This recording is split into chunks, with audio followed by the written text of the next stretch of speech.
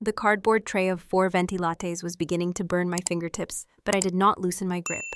I stood frozen in the middle of JFK Terminal 4, surrounded by the chaotic symphony of holiday travelers. My eyes locked on the departures board. The flight to Malé was flashing a relentless red final call. I glanced at my watch. They were 15 minutes late. My mother, Beatrix, was never late. Tardiness was a moral failing in the Mercer household, a sign of poor character and inefficiency. I scanned the crowd, my heart hammering a frantic rhythm against my ribs, looking for the familiar sharp silhouette of my mother's bobbed hair or my father's nervous pacing. They had just gone to the restroom, they said. They had just gone to check the bag weight limits, they said. Stay with Grandpa Audrey. We will be right back. A metallic chime from the overhead speakers sliced through the ambient noise, paging passengers Audrey Mercer and Lawrence Mercer. Please report to the information desk immediately. Your checked luggage has been offloaded. The tray of coffee slipped from my hands.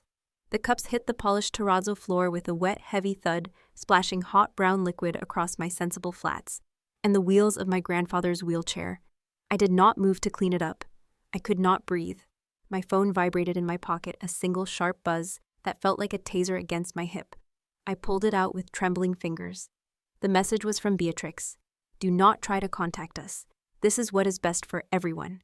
You have always been the capable one, Audrey. Do your final duty as a daughter and take him to the state facility. Goodbye. I stared at the screen, the blue light blurring as my vision swam. My first reaction was not rage. It was not even fear for my own survival. It was a pathetic knee-jerk denial rooted in 34 years of conditioning. Surely there was a mistake. Surely she did not mean the state facility. Mother cared too much about appearances to abandon her father and daughter in a public airport.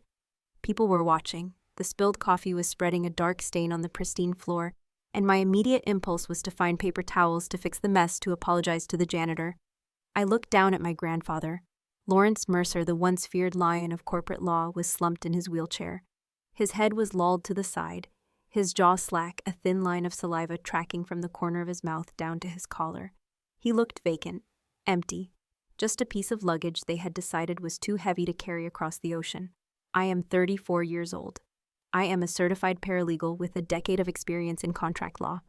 I manage the schedules, medications, and emotional volatility of 3 adults. Yet standing there in the cold, recycled air of the terminal, I felt like a child who had lost her mother's hand in a supermarket. I reached for my purse to find a tissue for Grandpa, only to remember that my mother had taken it. Just hold this for a second, Audrey, while I get through security. My wallet, my credit cards, my ID, everything was in that purse. Another vibration, not a text this time. An email notification. I tapped the screen, my thumb slipping on the glass. It was an automated alert from the county clerk's office. I had set it up years ago, a tiny act of rebellion, a small safety net my mother never knew about. Notice of deed transfer recorded. Property 108 Mercer Lane. Status sold. I stopped breathing. The timestamp was 9 o'clock this morning.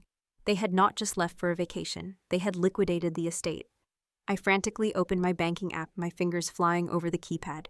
0 balance. The savings account I shared with my mother for household expenses was empty. A wire transfer had been initiated 4 hours ago.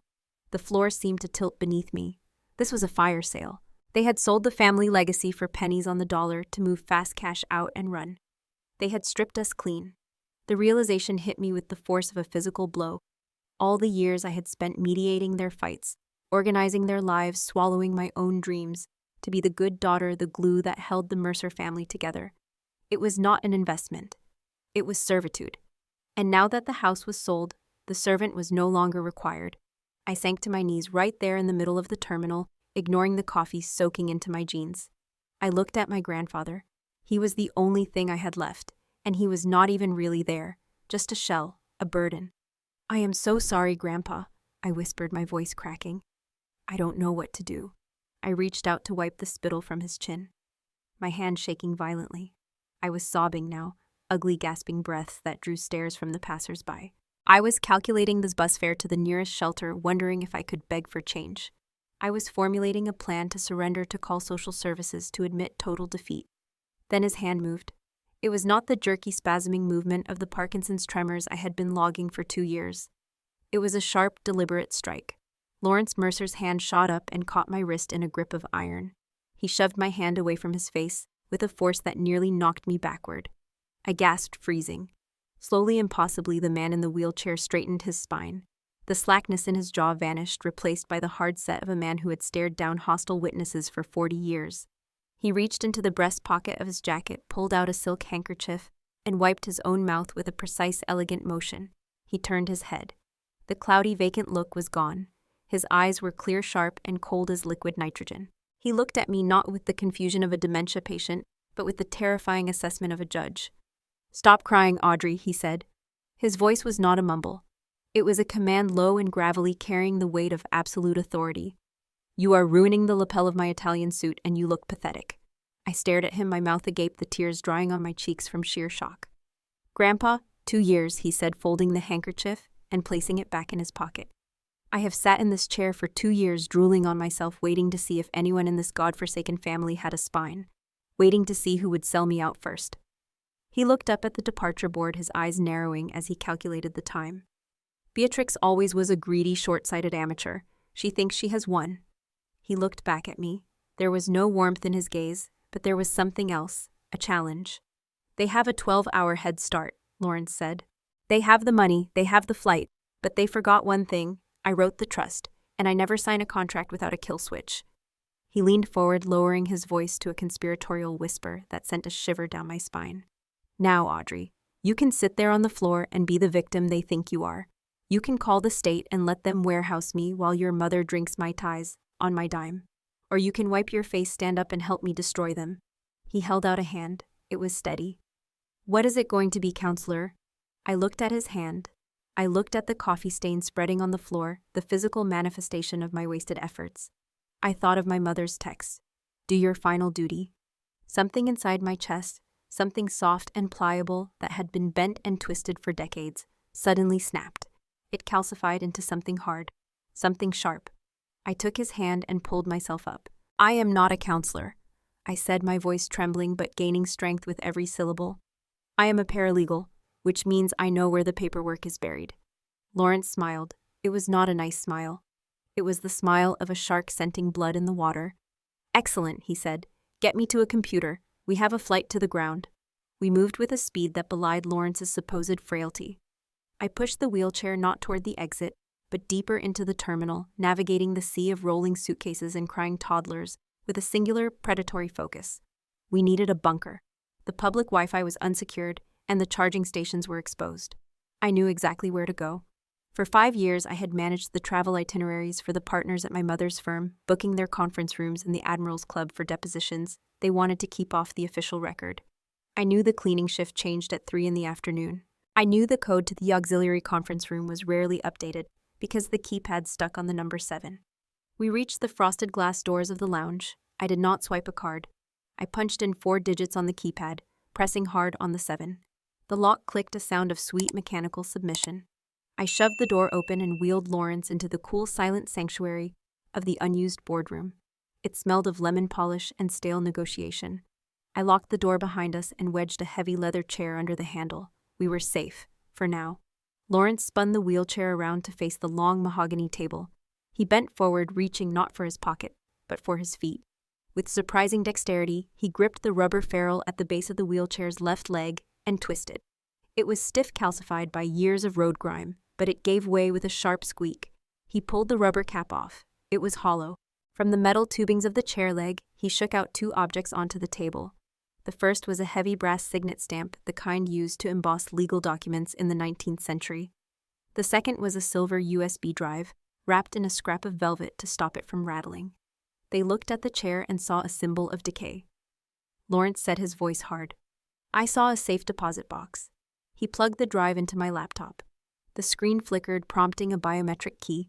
He pressed his thumb against the scanner I had bought him for accessibility years ago. The files opened. It was not just a trust fund. It was a labyrinth of shell companies and blind trusts, a financial fortress he had built decades ago to protect the family wealth from exactly this kind of predation. He pointed a gnarled finger at the screen. "The wire transfer protocol," he said. "Look at the timestamp." I leaned in. The liquidation order had been processed at 9 in the morning. The fund's nearly $12 million were in transit. International banking law is a dinosaur. Audrey, Lawrence explained, his eyes scanning the lines of code. Even in the digital age, a sum this large triggers anti-money laundering protocols. It has to clear the Federal Reserve wire system. That takes 24 hours. The money is currently in the ether. It has left the Mercer estate accounts, but it has not yet landed in their offshore haven. He looked at me. We do not need to claw the money back. We just need to freeze it in transit. If we catch it before it lands, it reverts to the source. But we need a federal injunction, and we need it now. My heart sank. An injunction required a judge. It was Friday afternoon before a holiday weekend. The courthouses were clearing out. The judges were already on the golf courses of Westchester, or driving out to the Hamptons. You know the roster, Audrey, Lawrence said, reading my hesitation. You spent 10 years fixing their mistakes.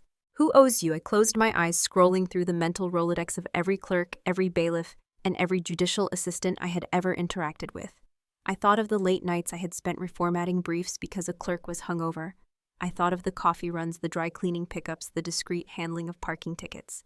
I had been invisible to them, a useful piece of furniture. But furniture hears everything. I opened my eyes and pulled out my phone. I did not dial the main line.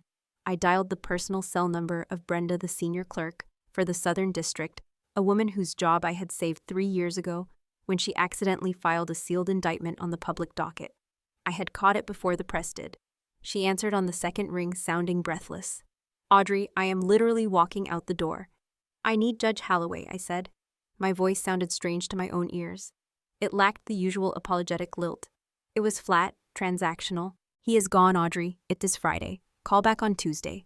I need an emergency ex parte hearing for a temporary restraining order on a wire transfer involving elder fraud and grand larceny. I said, and I need it in the next 20 minutes, or I might accidentally recall that time you notarized a signature without the signatory present on the Van Daren case. There was a long, stunned silence on the other end of the line. The air in the conference room seemed to drop 10 degrees. I was burning a bridge I had spent a decade building, and I did not care. I watched the ashes fall. I will patch you through to his home office, Brenda whispered. Do not make me regret this. I hung up. My hands were shaking not from fear but from adrenaline. I looked at Lawrence. He nodded a single sharp dip of his chin. Respect. While we waited for the judge's video link to connect, my phone buzzed. A notification from Instagram. It was my brother, of course. He could never resist the urge to broadcast his life, even while committing a felony. I opened the app. A video story popped up. He was in the first-class cabin clinking a glass of champagne with my mother. The caption read, "Wheels up, next stop paradise." The camera panned around the cabin, showing off the lie-flat seats, the caviar service, the absolute smugness on their faces. My mother looked younger, lighter, unburdened by the weight of the father she had just abandoned. Lawrence scoffed. Amateur, he is broadcasting their location. We can serve the papers to the resort in Malay. I watched the video again. Something was wrong. My brother was zooming in on the champagne bottle, but my eyes drifted to the passport holder sitting on the tray table. A boarding pass was tucked inside, half exposed. Pause, screenshot, zoom. I pinched the screen, expanding the pixelated image until the flight number was legible. LX-14. That is not a flight to Malay, I murmured. Lawrence looked up. I switched apps, pulling up a flight tracker. LX-14, JFK to ZRH. They are not flying to the Maldives, I said, the realization cold in my stomach. Or at least not directly. That flight goes to Zurich. Lawrence frowned. A layover? No, I said, staring at the screen. Look at the baggage tag on the floor in the video. It is printed with a final destination code. ZRH. They are getting off in Zurich. The Maldives is the cover story. It is the shiny object they dangled to make us look the wrong way. Why Zurich? Lawrence asked, though I could see the gears turning behind his eyes. Because you can buy a private island in the Maldives with a wire transfer. I said, my mind racing through the tax law seminars I had attended in my mother's place. But if you want to hide $12 million in bearer bonds or gold bullion before anyone notices the house is sold, you go to Switzerland. They are not going on vacation, Grandpa. They are going to wash the money. Lawrence slammed his hand on the table. If they get that money into a Swiss numbered account, we will never see it again. The 24-hour rule won't matter if the cash is withdrawn physically. How long is the flight? He barked. 7 hours and 40 minutes, I said. That is our window, he said. We have to catch the money while it is still in the air. If that plane touches down in Zurich before we get that injunction signed and served to the clearinghouse in New York, they win. The laptop chimed. The video call was connecting. A window opened on the screen, revealing the irritable face of Judge Holloway sitting in his home study, wearing a polo shirt. Miss Mercer, the judge grumbled. This had better be good. I looked at Lawrence. He adjusted his tie, straightened his back, and transformed. The frail old man vanished. In his place sat the shark. "Your Honor," Lawrence said, his voice booming with the acoustics of a courtroom. "I am reporting a theft in progress, and the thieves are currently sitting in seat 1A and 1B at 30,000 feet. Judge Holloway leaned into his webcam, his eyes narrowing as he scrutinized the man beside me. Lawrence sat poised, the very picture of jurisprudential dignity, despite the airport lounge background. "Lawrence," the judge said, his voice crackling over the laptop speakers. "I thought you were incapacitated. The motion filed by your daughter 6 months ago stated you were nonverbal." "I was observing," Arthur Lawrence replied, his voice smooth and sharp as a guillotine blade. "It is a strategy you might recall from the antitrust hearings of '98. Silence encourages the opposition to overplay their hand. And Beatrix has not just overplayed it, she has flipped the table." He launched into the argument. It was a masterclass. He did not plead for sympathy. He cited the precedent of fiduciary duty, referencing the Uniform Power of Attorney Act and the specific clauses of the Mercer Trust that explicitly forbade the liquidation of real property without the beneficiary's countersignature. He laid out the timeline of the fire sale, the wire transfer, and the flight path to a non-extradition jurisdiction. I watched him mesmerized. For the first time in my life, I was not just the girl who fetched the coffee or organized the files. I was the architect of this moment. I was the one who had found the judge. I was the one managing the evidence. A strange, intoxicating heat bloomed in my chest. It was power. It was the thrill of agency. I was not serving the Mercer family anymore. I was dismantling it. "Motion granted," Holloway grunted, typing rapidly on his end. "I am issuing a temporary restraining order, freezing the assets held by the intermediary bank in New York. You will have the digitally signed order in your inbox in 30 seconds. Serve it to the bank's compliance department immediately. If that money hits the SWIFT network, it is gone." "Thank you, Your Honor," I said, my voice steady. The screen blinked and a new email notification popped up. "United States District Court order granted." I felt a surge of triumph so potent it almost made me dizzy. We had done it. We had beaten them. I clicked on the email, opening the PDF attachment. It was beautiful. A single page that turned my mother's victory lap into a federal crime. "Now send it." Lawrence commanded, his eyes fixed on the screen. "Send it to the general counsel at the clearinghouse." I opened a new email draft. I attached the order. I typed the subject line, "Urgent Federal Injunction, Mercer Trust." My finger hovered over the send button. This was it. The button that would detonate my family. And then the screen went black. I blinked, confused. I tapped the trackpad. Nothing. I hit the power button. Nothing. Then a gray padlock icon appeared in the center of the screen, followed by a system message in stark white text. "Remote management protocol activated. Device locked by administrator." My stomach dropped through the floor. Administrator. I had never bought my own computer. This MacBook was a gift from my mother 3 Christmases ago. "For your work, Audrey, so you can be more efficient." I had never wiped it. I had never changed the root permissions. I was a 34-year-old woman using a computer that my mother still owned. "She knows," I whispered. Before Lawrence could ask what was wrong, my phone rang. The screen lit up with a photo I had set years ago, a picture of my mother smiling at a garden party, looking elegant and maternal. It felt like a mockery now. "Answer it," Lawrence said softly. "Put it on speaker." I slid my thumb across the screen. Audrey, sweetheart, Beatrix's voice filled the small conference room. She did not sound angry. She did not sound like a woman fleeing the country. She sounded disappointed. The way she sounded when I got a B in calculus. The way she sounded when I wore the wrong shoes to church. "You locked my laptop," I said. "I am protecting you." She sighed. "I saw some unauthorized activity on the network. You are clearly having an episode, dear. I was worried you might do something you would regret." "We have a court order, Mother," I said, trying to summon the iron I had felt just moments ago. "Judge Holloway signed it. The money is frozen." There was a pause.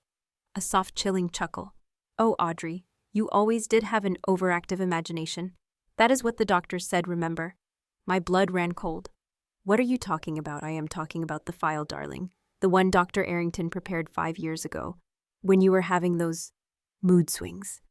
I had never seen Dr. Arrington. I had never had mood swings other than the anxiety caused by her constant criticism. "You know the one," she continued, her voice dripping with poisonous honey. "The diagnosis of borderline personality disorder with paranoid delusions. It documents your history of instability, your tendency to fabricate stories about your family to get attention. It is a very thorough file, Audrey. It deems you unfit to manage your own affairs, let alone act as a legal guardian for your grandfather." "That is a lie," I stammered. That file does not exist. It does if I release it to the Bar Association, she said. It does if I send it to the State Medical Board. If you send that email, Audrey, if you try to interfere with my money, I will release that file. You will lose your paralegal certification. You will be blacklisted from every firm in the state. And with your history of instability, the state will have no choice but to place your grandfather in a secure ward and put you under an involuntary psychiatric hold for observation. I looked at Lawrence. His face was unreadable, a mask of stone. But I felt the walls of the room closing in. This was her true power, not money, not status, but the ability to rewrite reality. She had been planning this for years. She had built a trapdoor under my life, waiting for the moment I tried to stand up. I am just a text message away from ruining your entire future, Audrey, she said. Be a good girl, put the phone down, let the battery die, go home. We will send you a postcard from Zurich. The line went dead. I stared at the phone in my hand. The silence in the room was deafening. The triumph of the court order had evaporated, replaced by a cold, suffocating terror. She could do it. She had the connections. She had the money to forge the documents. She could paint me as the crazy, ungrateful daughter who kidnapped her senile grandfather. Who would believe the paralegal over the wealthy socialite? I was alone. I was trapped. I was exactly what she always said I was, helpless. The silence in the room following the call was heavy enough to crush bone. I stared at the darkened screen of my phone, the echo of my mother's voice still bouncing around my skull. Borderline personality disorder, paranoid delusions. She had not just planned a theft. She had planned an assassination of my character. She had spent 5 years constructing a narrative where I was the villain, the unstable burden, so that when the time came to discard me, she would have the paperwork to prove I deserved it.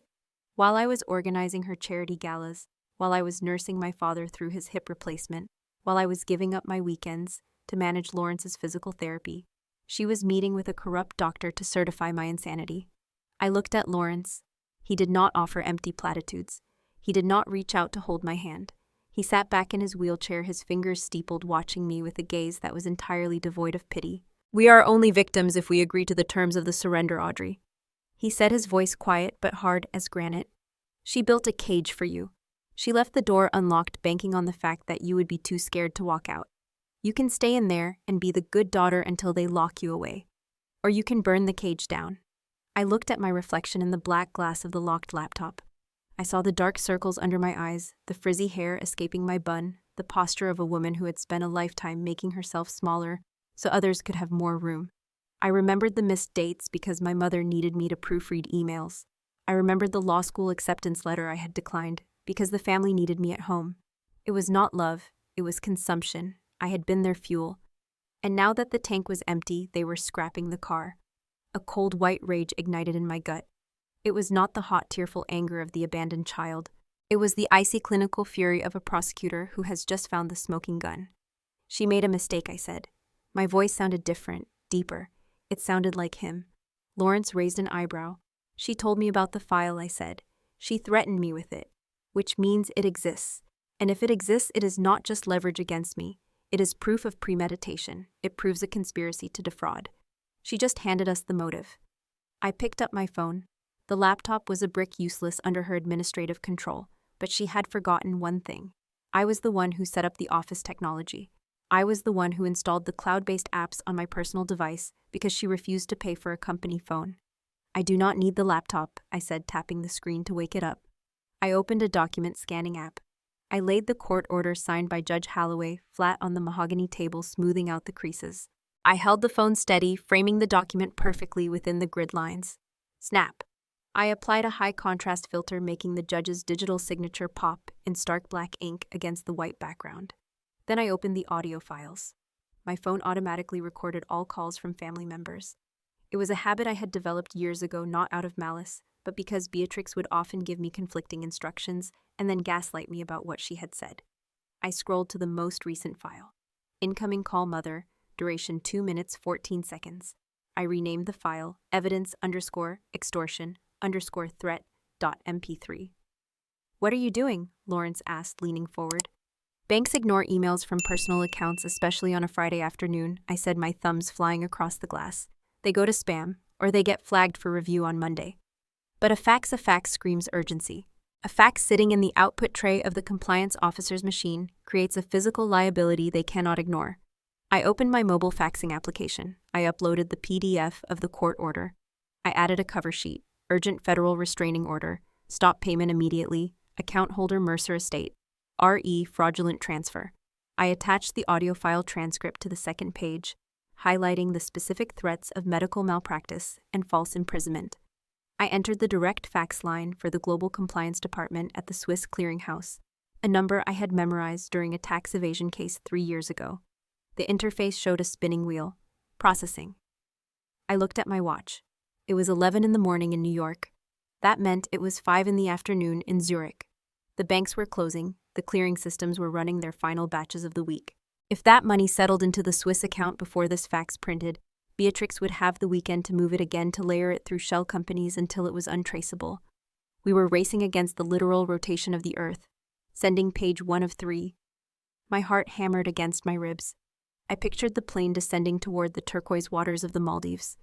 I pictured my mother looking out the window, sipping her champagne, believing she had finally cut the dead weight.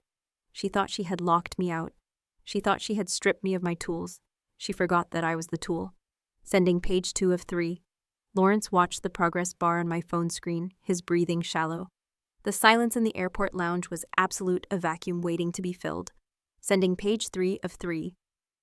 The wheel spun and spun. Transmission failed. Line busy. I stared at the screen, the blood draining from my face. Of course. It was 5 o'clock. They had turned the machines off. Or the queue was full. Try again, Lawrence hissed. I hit retry. My finger was shaking so hard I almost dropped the phone. Connecting. We needed confirmation. Without a transmission receipt, the order was just pixels on a screen. It had no legal weight. The plane had landed. I checked the flight tracker on Lawrence's iPad. LX-14. Status arrived. They were on the ground. They were walking through customs. They were turning on their phones. In minutes, they would check their accounts. Sending page 1 of 3. Come on, I whispered. Come on, the progress bar crawled. It felt like pushing a boulder uphill. Outside the frosted glass of the conference room, the world kept moving, oblivious to the fact that 2 lives were hanging on a digital handshake between a cell phone in Queens and a fax machine in Zurich. Transmission complete. A green check mark flashed on the screen. A timestamp appeared 17:01 Central European Time. I slumped back in this chair, the phone slipping from my sweaty grip onto the table. 1 minute past closing. Was it enough? Did anyone see it? Or was it sitting in a dark office while the digital ledger ticked over, finalizing the theft of my grandfather's life work? Lawrence did not celebrate. He looked at the iPad. They are at the hotel, he said. I looked up. The GPS tracker I had embedded in my mother's luggage tag, another safety measure she didn't know about, was pinging. They were not at the airport. They were moving fast. If the bank didn't freeze the assets in that 1-minute window, Lawrence said, his voice grave, they are about to check in, and once they check in, they disappear. We waited. The phone sat on the table between us like an unexploded bomb. We needed an email, a call, anything to confirm the order had been executed, but the screen remained dark. I plugged my dead phone into Lawrence's portable battery pack, praying for enough juice to access the cloud.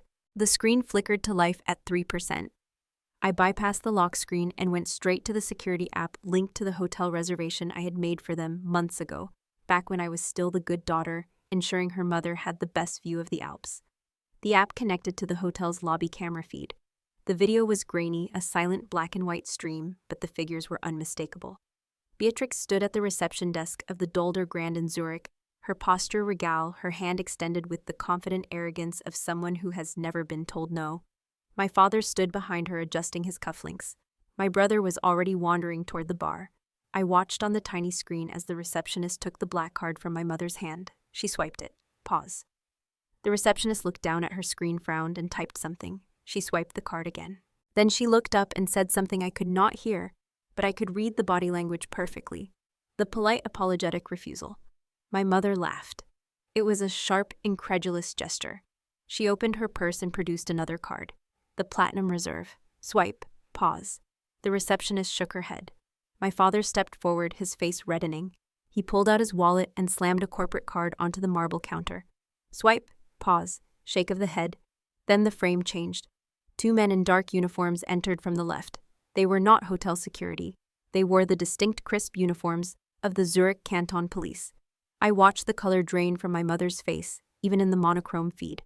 The officers did not approach with the deferential caution usually reserved for wealthy tourists. They moved with purpose. One of them spoke to the receptionist, who pointed directly at Beatrix.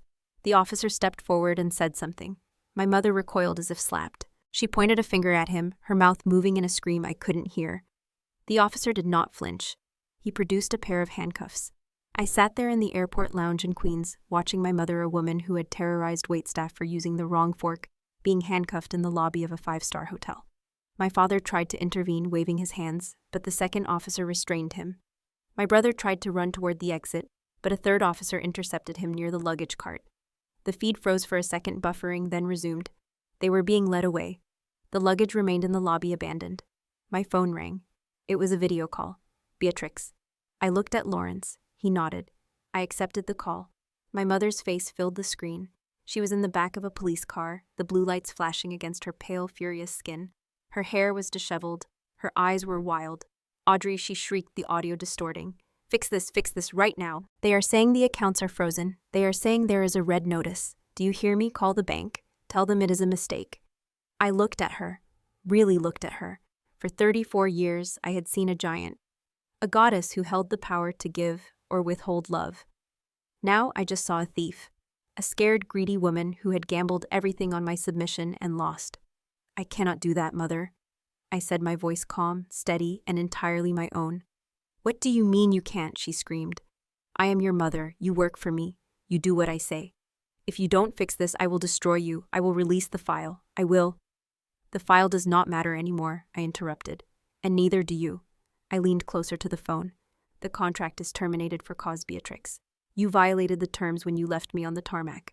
Section 17 up B was not just a legal clause. It was a test. And you failed. Audrey, she wailed, her voice cracking into a sob of genuine terror. We have no money. They took our passports. We can't even pay for a lawyer. How are we supposed to get home? I looked at the woman who had planned to leave me destitute and institutionalized. I felt a flicker of the old instinct, the urge to save her, to smooth it over. But then I looked at Lawrence, sitting tall and proud in his wheelchair, the man she had treated like furniture.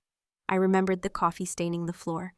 That sounds like a problem for the Swiss public defender, I said. Good luck with the arraignment. I ended the call. Then I blocked the number. I sat in silence for a long moment. It was done. The cord was cut. I was an orphan by choice, and for the first time in my life, I did not feel heavy. I felt weightless. Lawrence reached across the table. He did not pat my hand. He held out his palm open and flat. Keys, he said. I frowned. What keys to the apartment in the city, he said. The one I bought under a shell company in '95. It is empty. It is yours. And the tuition for Columbia Law is already in an escrow account in your name. I stared at him. You knew I wanted to go to law school. I heard you, Audrey, he said, his eyes softening just a fraction. When you thought I was asleep. When you were reading your textbooks in the kitchen at 2 a.m. I always heard you. I stood up. I walked over to him, and for the first time, I did not lean down to help him. I offered him my arm. Let's go home, Grandpa, I said. He gripped my forearm. His hand strong and warm. He pushed himself up from the chair, groaning slightly as his stiffness protested. But he stood. He stood on his own 2 feet. He took his cane from the back of the chair, hooked it over his arm, and together we walked out of the lounge.